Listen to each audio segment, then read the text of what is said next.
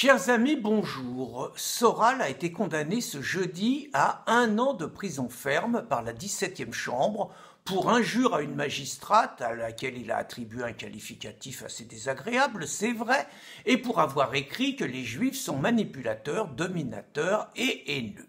Je vais peut-être en surprendre quelques-uns, mais bien qu'en désaccord total avec les propos de Soral, je ne me réjouis absolument pas de sa condamnation et je n'ai pas besoin d'insister sur tout ce qui me sépare de Soral.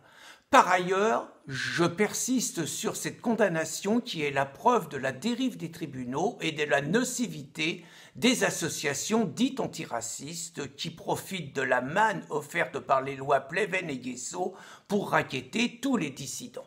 Les véritables antisémites aujourd'hui en France, comme le disait Bensoussan ou la blogueuse Aquila, ce sont les disciples d'Allah. Ce sont eux qui véhiculent, quelque part, ce n'est plus l'extrême droite traditionnelle du début du XXe siècle. Tous les actes antisémites en France sont le fait de jeunes de quartier et même l'ancien président de la LICRA, Jakubowicz, avait été obligé de l'admettre. Ce qui est grave dans cette condamnation, c'est qu'on habitue petit à petit les gens à l'idée que des dissidents qui pensent mal méritent la prison. Alors on commence par le sursis.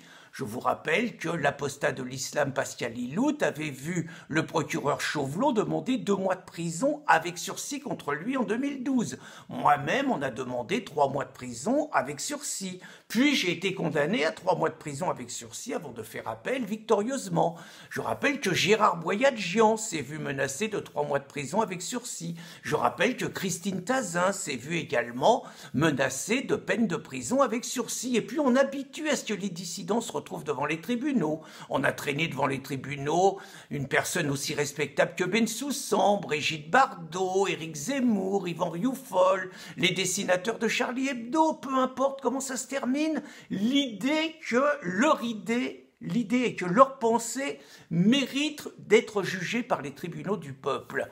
Dans le même temps, le rappeur Nick Conrad, qui a dit qu'il fallait pendre les blancs et qu'il fallait tuer les enfants blancs dans les crèches, simplement du sursis demandé contre lui. Dans le même temps, le rappeur Médine, qui justifie la crucifixion des laïcards, comme le faisait l'État islamique en Syrie, n'a même pas eu de plainte contre lui.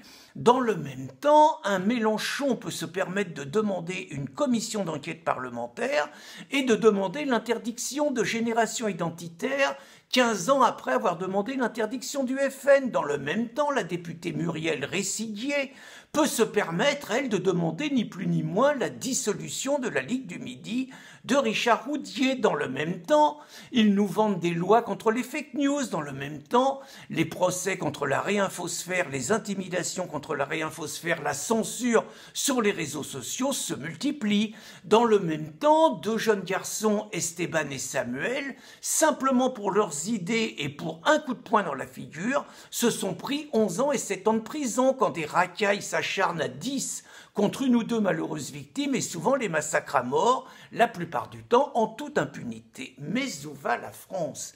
Faut-il vous rappeler quand même qu'il y a 25 ou 30 ans, un Pierre Desproges se permettait cette histoire horriblement provocatrice sur les Juifs. Savez-vous pourquoi les Juifs prenaient le train aussi nombreux pour aller à Auschwitz ?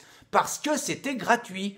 Imaginez-vous que Dieudonné ou Soral puissent sortir ça aujourd'hui sans se retrouver derrière les barreaux. Est-ce que nous allons vers des bien-pensants qui ont le droit de faire des blagues contre les Juifs, contre les Arabes, contre les homosexuels et les infréquentables qui, eux, n'ont pas le droit pour un délit d'intention ?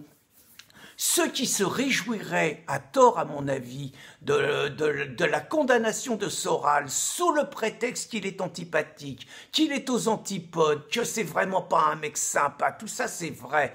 En attendant, ceux qui s'en réjouiraient préparent l'emprisonnement d'autres dissidents. Et ça, il faut qu'ils en soient conscients. Ils préparent l'emprisonnement d'autres dissidents quand Belloubet va libérer 500 djihadistes dans l'année 2019. À méditer les amis. Bonne journée.